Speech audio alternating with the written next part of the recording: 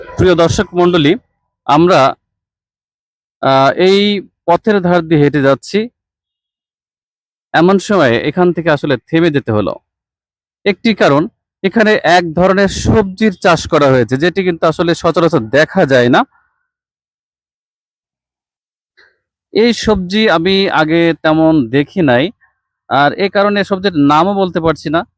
আসলে প্রকৃতপক্ষে এখানে কিন্তু বেশ খানিকটা জায়গা জুড়ে কিন্তু এই সবজির চাষ করা হয়েছে।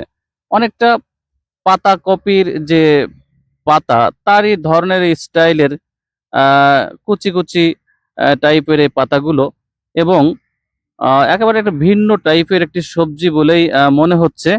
যদি আপনারা কেউ এটি দেখে থাকেন তাহলে অবশ্যই একটু কমেন্টে আ জানাবেন, এবং তাহলে এই সবজিটা সম্পর্কে সাধারণ লোকেরা একটু জেনে যাবে, এবং অবশ্যই এই সবজিটি জনসাধারণের মাঝে পরিচিতি লাভ করতে পারে।